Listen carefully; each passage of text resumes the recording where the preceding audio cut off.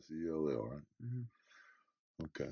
So the first thing I'm looking for is your stance on these side shots. I want to see how you line up, and I'm going to roll through here till we get to a point where it looks like you're getting ready to start.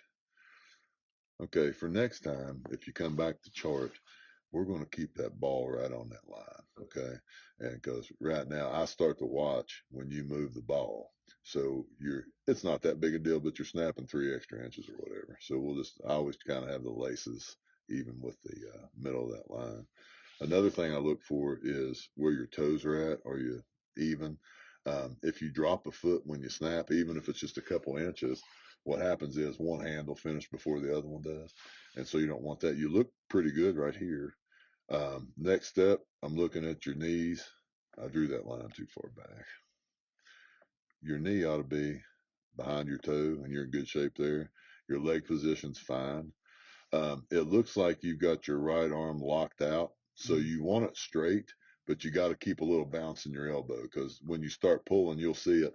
Your elbows are going to bend, okay? And we'll walk through that too. But right here is the problem, okay? Because your back's round, and what you really want is your back to be pretty flat. Okay. So what you'll do, you'll take your chin and put it right there like a double chin, kind of like you're just pulling your head back in and holding the golf ball under your chin right there. And that keeps your back and head and everything in a line. And you're not horrible on it, but if you'll do it, it opens up a little wedge right here of daylight. And the higher you can get your chest up, just like when we did the snap crunch and the knee stuff where I didn't let you step, you're utilizing your core to put power on the ball. Okay.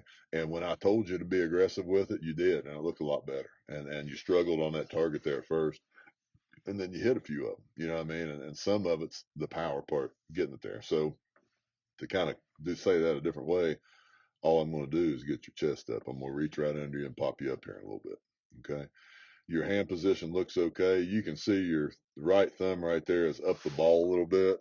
And I think like on your lying release drill, you got it straight and they were looking really nice. So this was before all that. So just keep doing what you're doing on that and work through it. And it'll take a little time, but it'll be fine. Okay. But we'll fix that stance. Chest up's a big one. See how your elbows bend?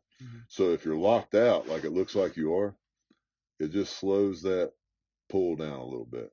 Where I've got you right there, if you watch real close at your elbow, that's probably where you want to start. So straight, but not locked out. And then you got to pull, you're about 90 degrees, you rip it through. Okay. And you kind of dug in and stopped yourself. Watch your toes. Your toes ought to slide back even, almost like you're on train tracks. So let it happen. Because the natural movement right here, when you come, your heels are going to rise up, but your right one kind of didn't. Your left one did. All right. And then the only other thing here, check these hands out when you finish. They're together, together, together, and then they're not together. That's why you're having some of those weird choppers. You got to think about using your hands evenly the same way. Like if I put a watermelon down there and had to snap something big and heavy like that, you're definitely going to have two hands on as long as you can. Same thing here. So that left hand's coming off a little quick. See that?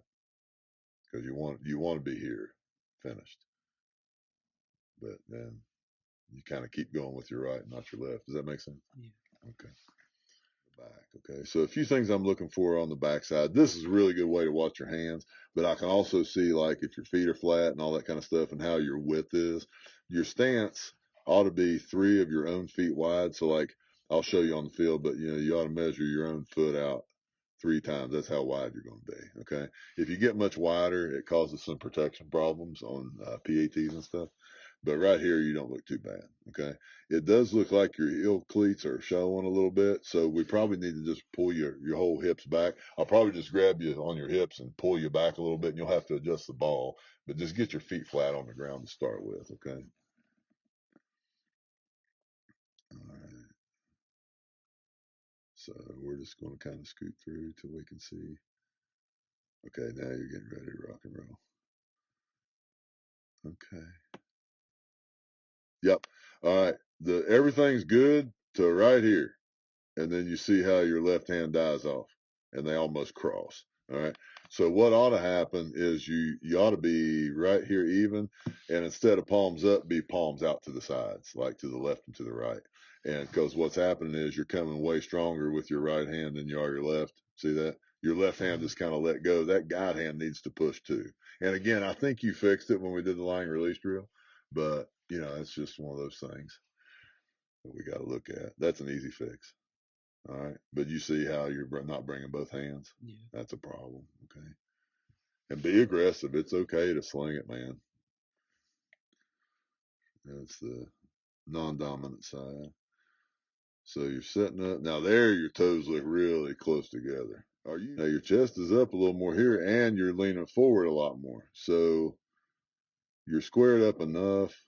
Your knees are out past your toes, which I can see those heel cleats.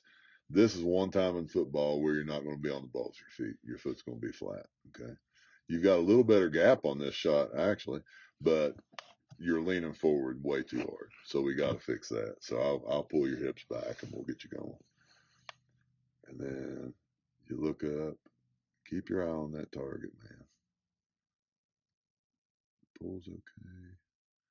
Leg, you're flexible. See, now you can really see the hands here too. Mm-hmm. You got to bring your left hand. That's a big thing we got to fix. All right. So we don't want to lean back. I mean, we don't want to be on our toes, so we do want to lean back. I'm sorry. So we'll probably scoot your butt back just a little bit, and then you'll have to adjust the ball back too, if that makes sense. Because if I pull your hips and you leave the ball out there, you're going to be really overextended and it won't feel right. Okay. Yeah. But that's